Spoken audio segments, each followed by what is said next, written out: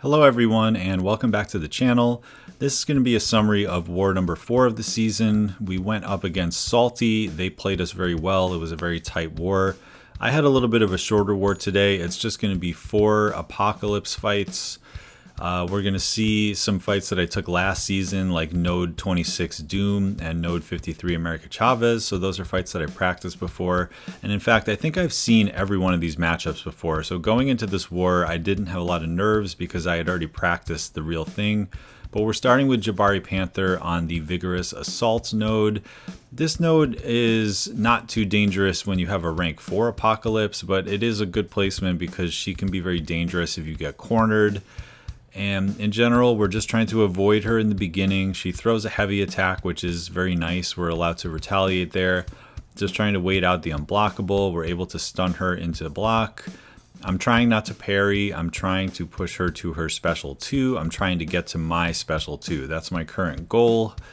And I'm looking at the arc overload timer. We still have plenty of time. At this point, it's time to bait out a special, which is going to work out pretty well because then the unblockable comes.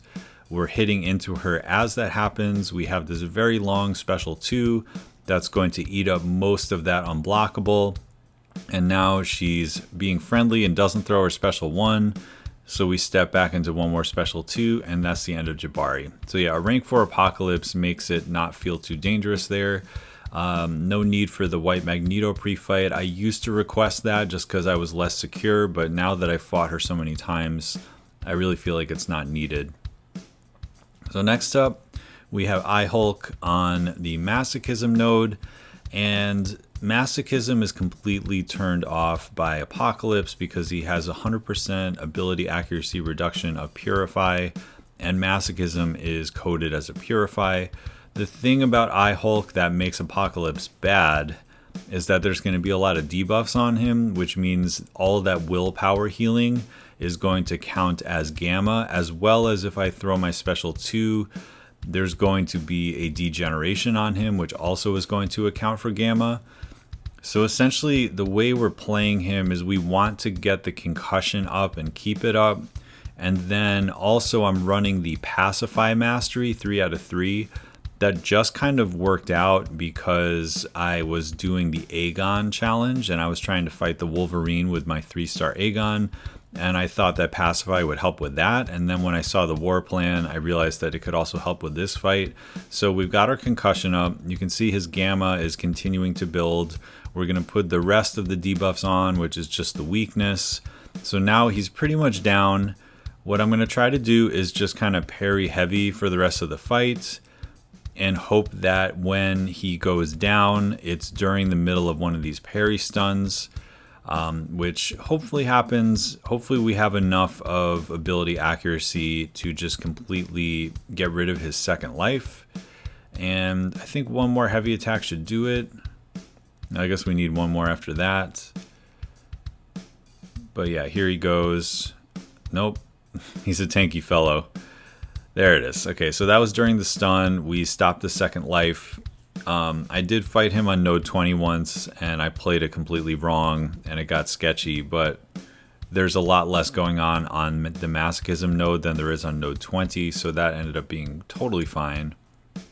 And then next up is the first mini-boss, this Doom on 26. It's a little bit of a problem fight.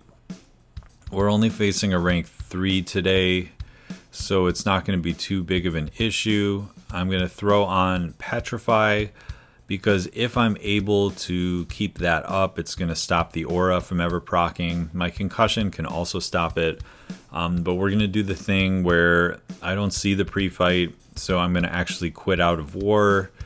Just a little pro tip, you should always, triple check that the pre-fights have actually placed, and there we see the pre-fight is there. We also see it on that screen, so everything's good.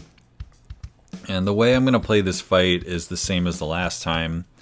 You essentially take a blocked hit first and then get out of the way, and then you wait to become disorient immune, and then when the window of opportunity stun falls off, you're allowed to parry him. You can land a heavy attack to refresh your Petrify, and then we can use the power down tactic to get some wither debuffs on him, which is going to stop Mystic Dispersion from happening. And then at that point, you just have to kind of watch out for the window of opportunity stun timer, and it's just sort of like a slightly stacked doom at that point.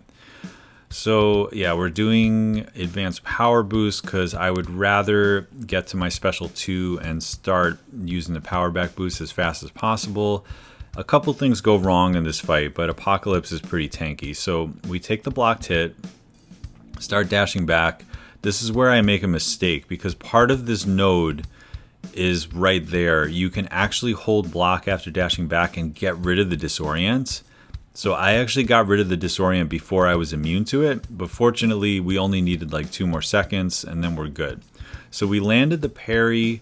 Unfortunately, I did not refresh my petrify, and then also right here I tried to parry, but the window of opportunity came back and he just absolutely smacked us. So thank God none of those hits crit, because that would have potentially been a much worse situation. But between the adrenaline and just the rank 4 amount of health pool, and maybe the crit resistance that we have from the challenger rating and all that, the rank 4 Apocalypse is absolutely doing fine, even with that pretty crucial mistake. So here, I don't feel comfortable completely baiting out, so I let it tap the block and then I dash out, just because I know I have enough HP to get through the fight.